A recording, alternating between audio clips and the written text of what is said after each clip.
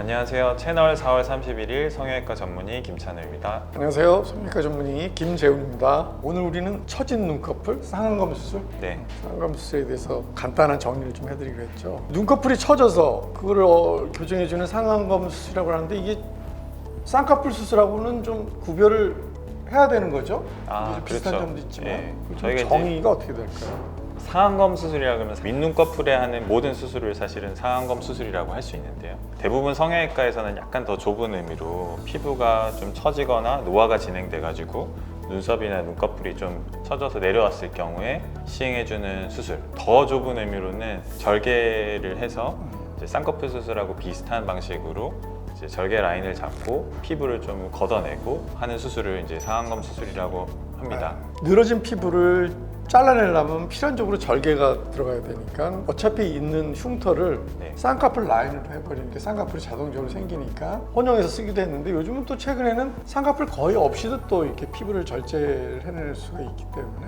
네. 뭐 완전히 이렇게 뭐 그쵸. 똑같다고는 할 수 없죠. 쌍꺼풀 라인 말고도 뭐 이제 뭐 눈썹 부분을 그쵸, 절개를 그쵸, 한다든지 여튼간에 결국에는 이제 조금 더 젊은 그쵸. 눈으로 또렷한 눈으로 만드는 수술들을 상안검 수술이라고 보시면 될 것 같습니다. 우리가 이제 수술을 효율적으로 하려면은 수술을 하기 위한 원인이 되는 요인을 우리가 좀 알아내는 게 중요한데 눈꺼풀이 처지는 그 이유를 우리가 좀 알아봤으면 좋겠어요. 노화가 이제 진행되면 일단 피부의 탄력성도 많이 감소하게 탄력성. 되고요.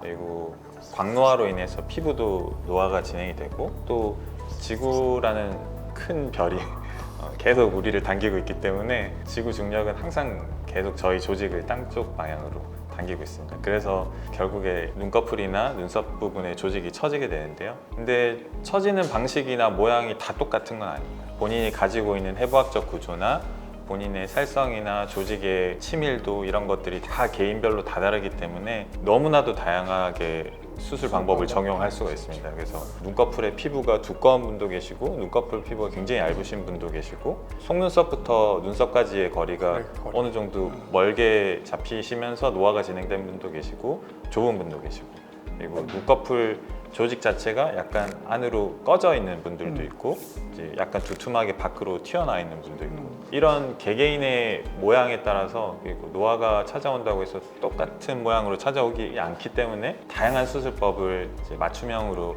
적용해야 젊은 형태의 눈으로 다시 이제 되돌아 드릴 수가 있죠. 그럴 것 같아요. 네, 처지는 부분이 피부만 처지는 게 아니라 그 안에 담고 있는 근육, 지방, 네, 피부 자체의 그 두께, 그렇죠. 그리고 또 눈꺼풀 주변에 있는 눈썹, 그 위에 있는 이마까지 뭐 다양한 부분의 처짐을 고려해야 되니까 수술 방법이 참 다양할 것 같습니다. 그러면 우리 상안검 수술이 필요한 그 대상을 한번 김찬우 원장님이. 첫 번째로는 이제 눈가 피부 처짐이 굉장히 심해서 이제 눈가 끝부분이 짓무르는 분들 혹은 이제 눈꺼풀이 처져서 시야 확보가 잘 안 되는 분들 이렇게 고개를 들어서 보시는 그렇죠. 분들도 자꾸 있거든요. 고개 들죠. 네. 네. 또 눈꺼풀 처지는 것 때문에 눈을 크게 뜨려고 하다 보니까 계속 이마를 써서 이마주름, 가로주름이 점점 깊어지고 있는 분들 그런 분들은 사실 증상이 있는 그 눈꺼풀 처짐이기 때문에 수술을 한번 고려해 보시는 게 정말 도움이 될 것 같습니다. 또 한 부류 있어요. 네. 여자분들이 눈썹 화장할 때 이게 눈썹 화장이 잘 이렇게 주변에 묻기 시작할 때 그때도 진짜 네. 피부가 네.